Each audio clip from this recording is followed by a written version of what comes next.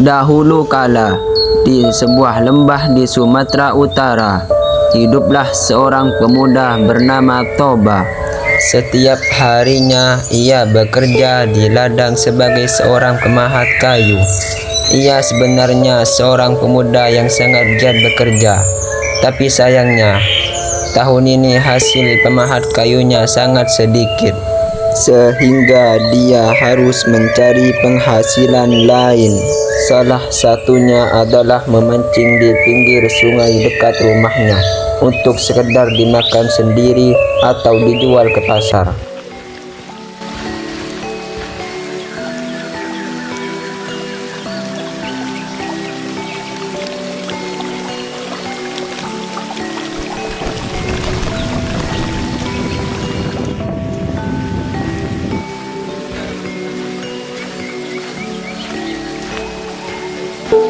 Suatu hari ketika Toba pulang dari ladang, ia berencana untuk memancing ikan di sungai hanya untuk lauk makan malam.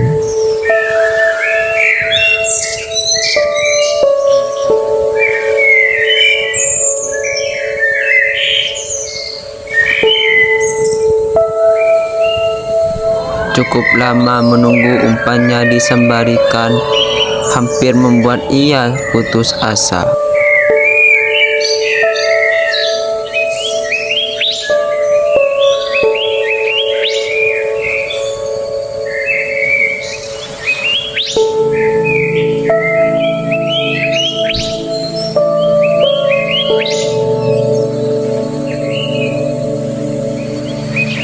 Tidak cukup lama menunggu, tiba-tiba pancingnya disambar ikan. Toba sudah cukup kegirangan, lalu menarik pancing itu dengan sekuat tenaga. Setelah ditarik, tanpa ikan emas itu berukuran 1 jari dan bersisik emas. Tanpa buang waktu lagi, Toba bergegas membereskan pancingnya dan memasukkan ikan ke dalam wadah, dan segera membawa ikannya ke rumahnya untuk segera dimasak.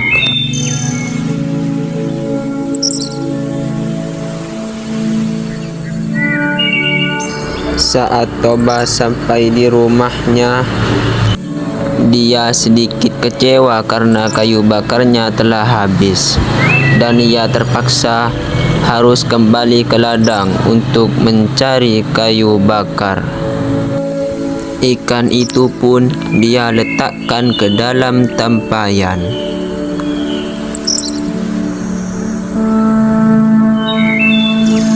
Selama mencari kayu bakar, dalam benak Toba sangat istimewa karena ia bisa berpesta makan malam dengan ikan yang besar yang telah ditangkapnya tadi.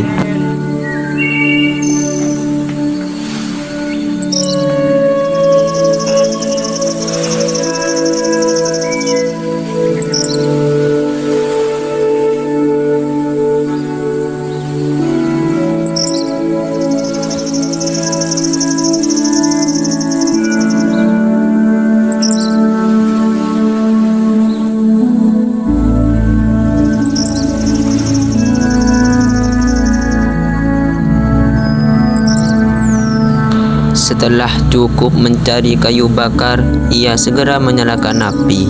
Saat Toba hendak mau mengambil ikan, ia sangat terkejut karena ikan yang ditangkapnya tadi seketika berubah menjadi sekepingan emas.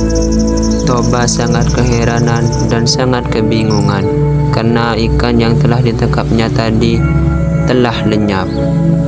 Lalu ia berencana pergi ke kamar untuk menenangkan diri. Saat Toba membuka pintu kamar, ia sangat terkejut. Nampak seorang wanita berambut panjang sambil menyisir rambutnya. Toba seraya bergetaran sambil bertanya,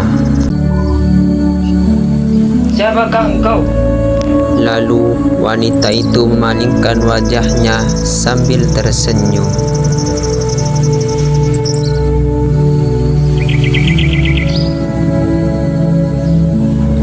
Melihat hal itu, Toba tertegun dan terdiam sejenak.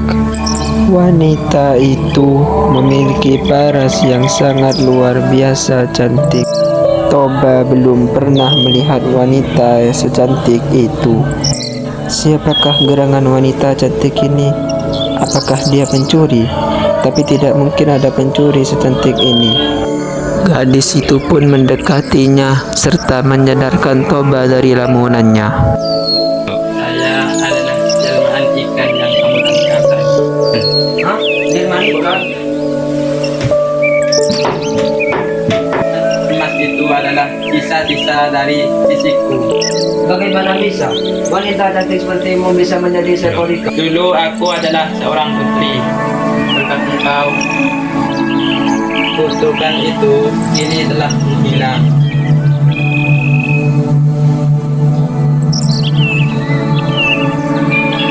Dan aku tinggal di sini. Gantinya, aku akan membuatkan makanan. Kamu pasti lapar.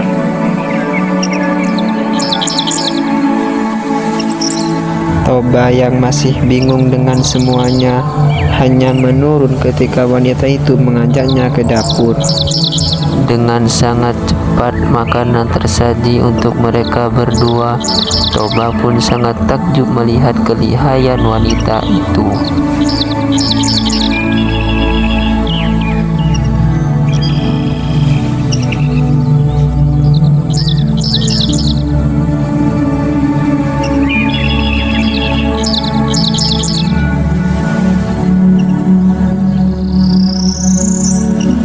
Dia pun sampai berandai-andai dalam hati.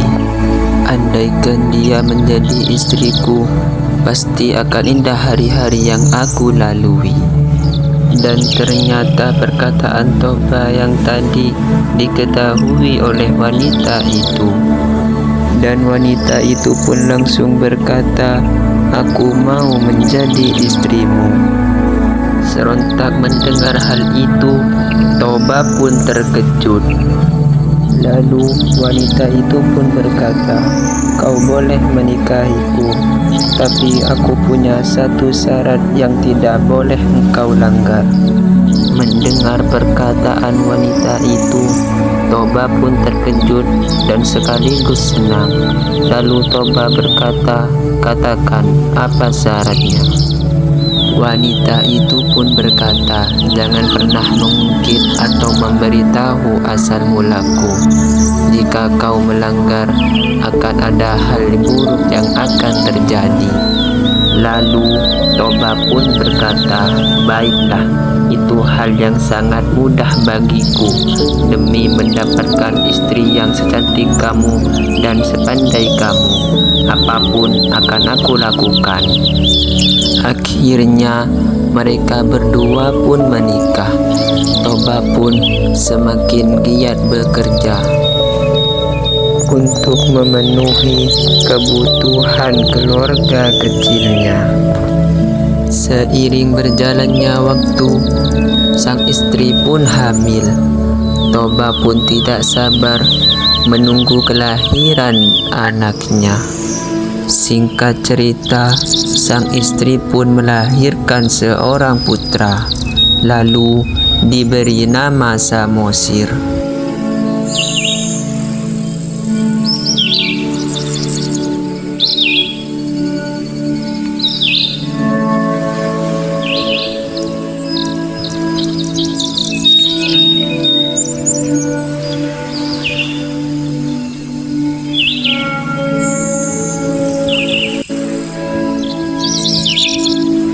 Samosir tumbuh menjadi seorang anak yang malas karena selalu dimanjakan, terutama oleh seorang ibu. Sehari-hari dia hanya bermalas-malasan, bermain dan berkeluyuran.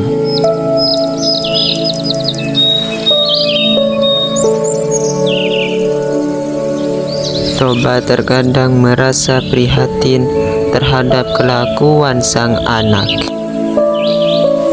Hingga suatu ketika, ibu pun minta tolong kepada Samosir untuk mengantarkan bekal untuk ayahnya. Semula dia pun menolak, tapi ibunya terus membujuknya dan dia pun tetap berangkat meski dengan muka masam.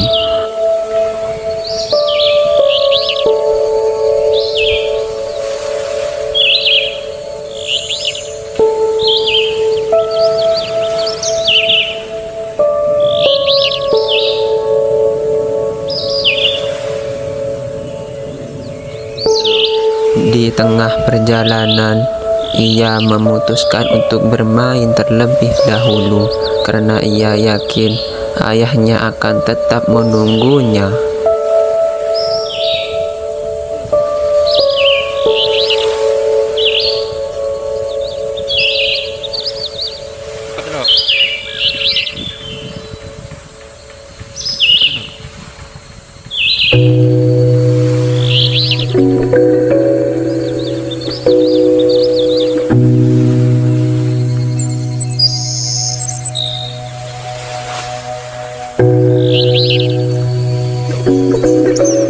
Karena lelah bermain, Samosir pun merasa lapar.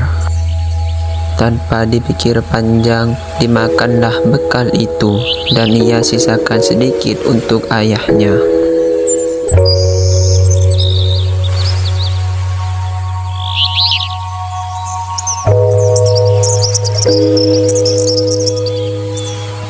Tak lama menunggu, tampak dari kejauhan Samosir membawakan bekal untuk ayahnya. Toba pun menyambutnya dengan senang hati. Toba berpikir sang anak telah berubah dan mau membantu kedua orang tuanya. Mari nak kita makan bersama. Tidak ayah, saya sudah kenyang ayah. Saya saja yang makan. Ayolah kita makan bersama. Kau sudah berjalan cukup jauh dari rumah Teladang. Kau juga pasti lelah dan lapar. Diajaklah Samosir untuk memakan bekal itu di bawah pohon dan rindang.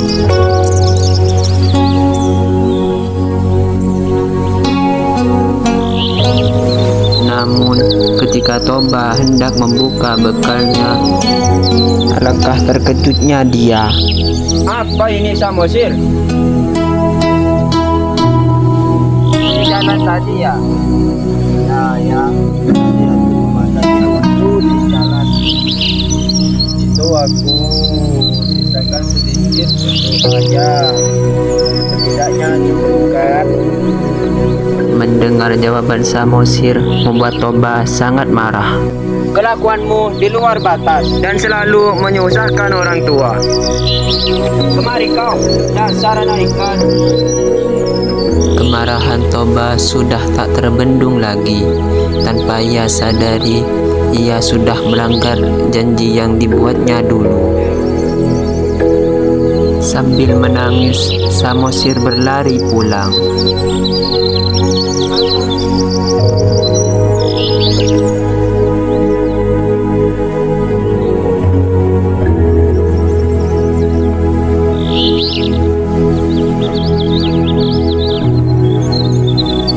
Di tengah jalan pun ia masih merenungi bahwa dia bukanlah anak ikan, tetapi anak dari ibundanya yang telah lama mengandungnya.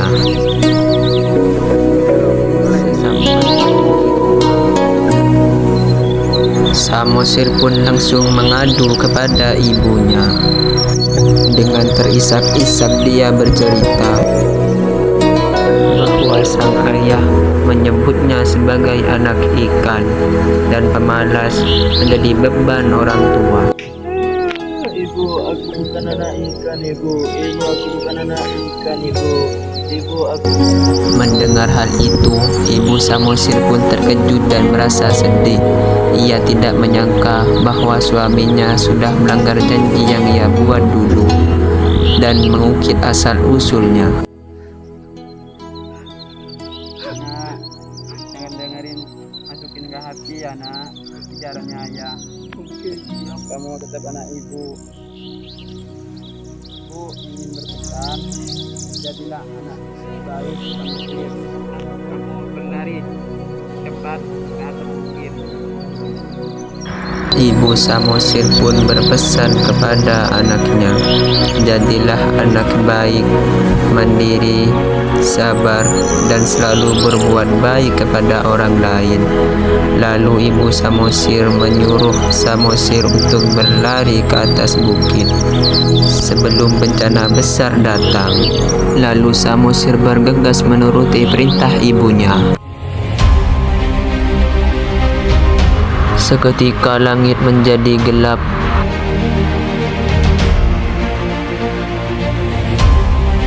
Seketika itu angin kencang, guntur dan kilat menyambar berkali-kali.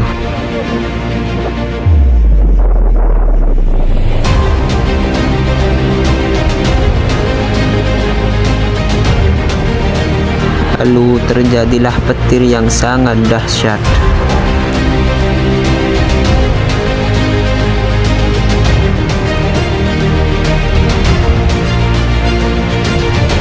Lalu terjadilah hujan yang sangat dahsyat. Badai itu membuat air dari danau meluap-meluap, lalu terjadilah banjir bandang.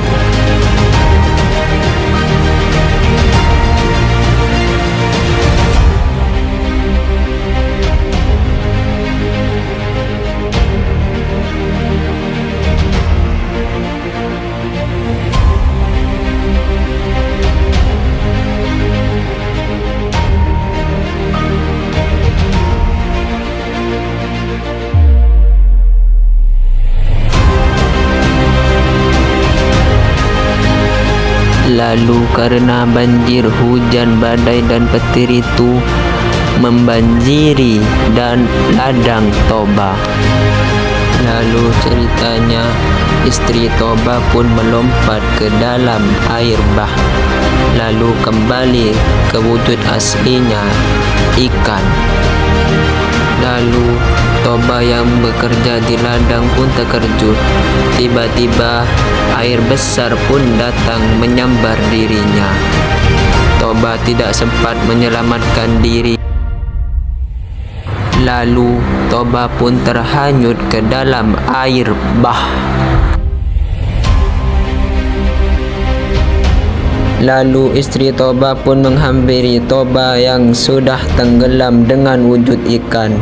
Ia pun berkata, "Maafkan aku, kau telah melanggar janjimu." Lalu Toba pun meninggal di danau itu. Lalu disebutlah Danau Toba.